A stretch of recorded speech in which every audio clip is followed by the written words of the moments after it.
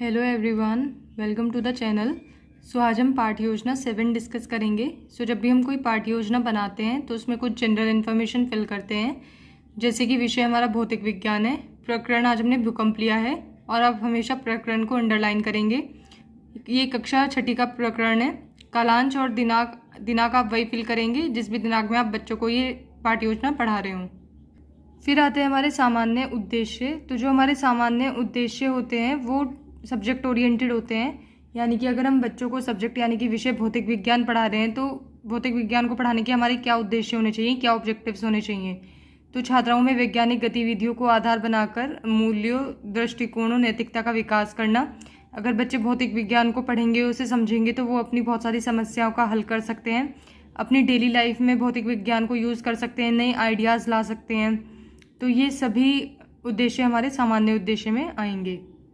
फिर आते हैं हमारे विशिष्ट उद्देश्य। तो ये हमारे टॉपिक ओरिएंटेड होते हैं, यानी कि हम बच्चों को टॉपिक यानी कि प्रकरण अगर भूकंप पढ़ा रहे हैं तो भूकंप को पढ़ाने के हमारे क्या उद्देश्य, क्या ऑब्जेक्टिव्स होने चाहिए। तो छात्राएं भूकंप के विषय में बोध कर सकेंगी, छात्राएं भूकंप के विषय में रुचि विकसित कर सकेंगी, छात्राएं भूकंप से संबंधित चित्र बना सकेंगी। उसके बाद आती है सहायक सामग्री। तो ये छात्र अध्यापिका के लिए होती है। जब वो छात्र अध्यापिका पाठ्य योजना पढ़ाते हैं अपनी कक्षा में जाकर, तो ये सब सहायक सामग्री उन्हें चाहिए होती है, जैसे शामपट, चौक, डस्टर, सांकेतक, चार्ट आदि। इन सब की उपयोग करके वो बच्चों को पढ़ाते हैं। उसके बाद आता है पूर्व ज्ञान। तो छात्राएं भूकंप के विषय में सामान्य जानकारी रखती हैं। फिर आते हैं हमारे प्रस्तावना प्रश्न। तो जो हमारे प्रस्तावना प्रश्न होते हैं उन्हें पूछने का जो मेन एम होता है, एक तो ये होता है कि हम बच्चों की प्रीवियस नॉलेज यानी कि पूर्व ज्ञान अच्छे से जान पाएँ कि बच्चों को पहले से कितना पता है। और दूसरा ये है कि हम जो भी उन्हें टॉपिक यानी कि प्रकरण पढ़ाने वाले हैं तो उसमें उनका इंटरेस्ट आ जाए, उनमें इंटरेस्ट डेवलप कर पाएँ। तो इन्हें जो इनकी संख्या होती है वो 4 से 5 होती है और इन्हें बनाने का एक जिगजैग पैटर्न फॉलो होता है। जैसे कि जो क्वेश्चन फर्स्ट का आंसर आएगा, फिर आंसर से रिलेट करके हमें नेक्स्ट क्वेश्चन पूछना है, फिर जो उसका आंसर आएगा उसके आंसर से रिलेट करके नेक्स्ट क्वेश्चन। तो ऐसे करते करते हम उन्हें अपने टॉपिक तक ले आएंगे। तो इसमें 2 कॉलम बनेंगे, छात्र अध्यापिका क्रिया और छात्र क्रिया। तो क्वेश्चन फर्स्ट इज आपदा का सामान्य अर्थ क्या है। तो संकट या विपदा। देन सेकंड, कुछ प्राकृतिक आपदाओं के नाम बताइए।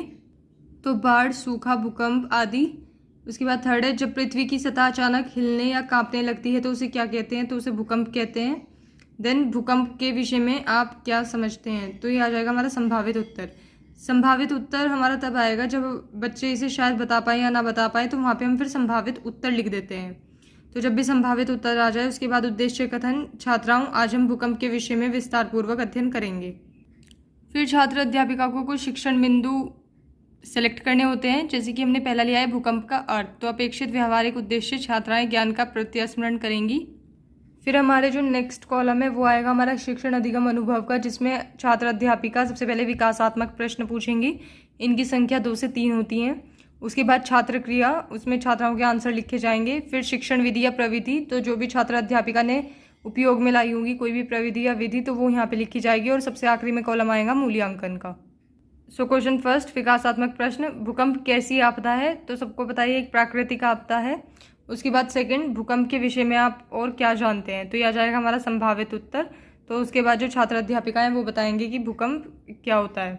उसके बाद शिक्षण विधि या प्रविधि कौन सी है। ये प्रश्न उत्तर विधि है, क्योंकि यहाँ पे जो छात्र अध्यापिका है उन्होंने बच्चों से प्रश्न पूछे हैं और उन्होंने उत्तर दिए हैं, तो ये हम लिख देंगे प्रश्नोत्तर विधि। फिर आता है हमारा छात्र अध्यापिका कथन, जिसमें भूकंप का अर्थ। भूकंप या भूचाल पृथ्वी की सतह के हिलने को कहते हैं। यह पृथ्वी के स्थलमंडल में ऊर्जा के अचानक मुक्त हो जाने के कारण उत्पन्न होने वाली भूकंपीय तरंगों की वजह से होता है। पृथ्वी की सतह पर भूकंप अपने आप को भूमि को हिलाकर या विस्थापित करके प्रकट करता है।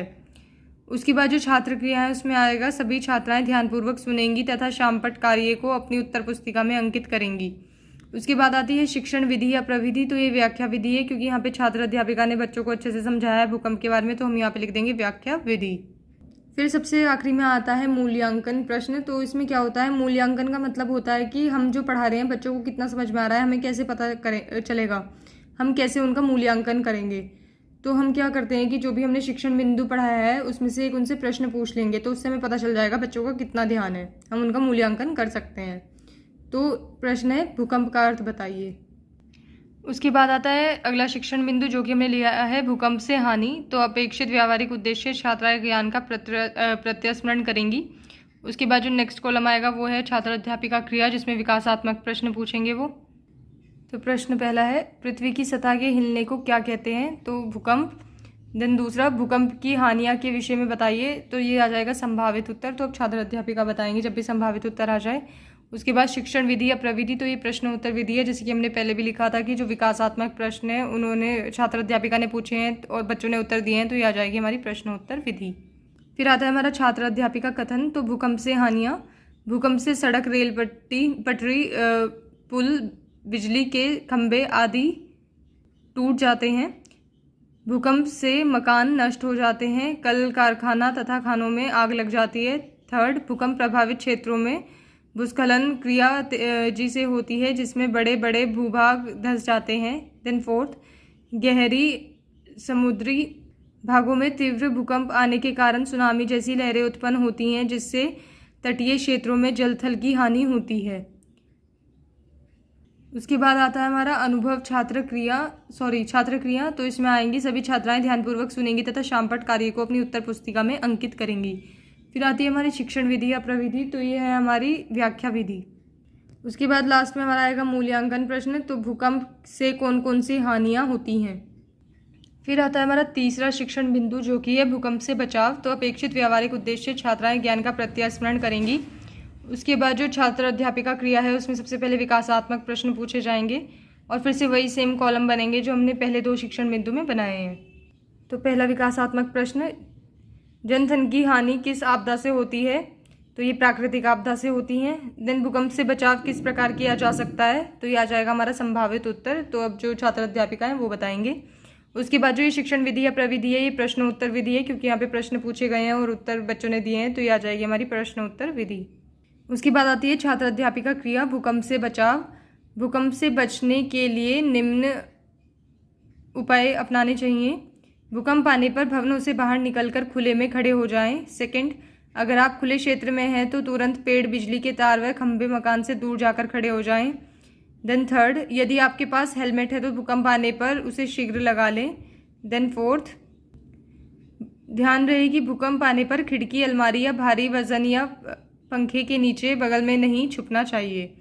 तो मैंने यहाँ पे सिर्फ इतने ही पॉइंट लिखे हैं भूकंप से बचाव में, आप चाहें तो इसमें और ऐड ऑन कर सकते हैं। उसके बाद छात्र क्रिया, तो सभी छात्राएं ध्यानपूर्वक सुनेंगी तथा शामपट कार्य को अपनी उत्तर पुस्तिका में अंकित करेंगी। उसके बाद आती है शिक्षण विधि या प्रविधि। तो ये व्याख्या विधि है। फिर आखिरी में आता है हमारा मूल्यांकन प्रश्न। तो भूकंप से किस प्रकार बचा जा सकता है? तो इसमें अब बच्चे बताएंगे कि भूकंप से कैसे बचा जाएगा। उसके बाद आता है पुनरावृत्ति प्रश्न। तो ये एक तरह का रिवीजन होता है जो भी हमने अब तक पढ़ाया है अपने शिक्षण बिंदु में। तो हम कुछ रिक्त स्थान की हेल्प से उनको क्या करेंगे, बच्चों का रिवीजन करा देंगे। तो हमें ये उनमें से ही पूछना है जो भी हमने शिक्षण बिंदु में अब तक पढ़ाया है। तो फर्स्ट है भूकंप या डैश पृथ्वी की सतह के हिलने को कहते हैं। देन सेकेंड, भूकंप प्रभावित क्षेत्रों में डैश क्रिया तेजी से होती है। देन थर्ड, भूकंप के कारण डैश की हानि होती है। तो इनकी सभी क्वेश्चंस की हेल्प से हम बच्चों का रिवीजन करा देंगे। उसके बाद लास्ट में आता है गृह कार्य। तो गृह कार्य बहुत इंपॉर्टेंट होता है किसी भी टीचिंग लर्निंग प्रोसेस में, और जो छात्र अध्यापिका हैं वो रोज़ बच्चों को गृह कार्य देंगी और नेक्स्ट डे आके चेक भी करेंगे अच्छे से। तो क्वेश्चन फर्स्ट, भूकंप को विस्तार पूर्वक बताइए। देन सेकंड, भूकंप से किस प्रकार बचा जा सकता है।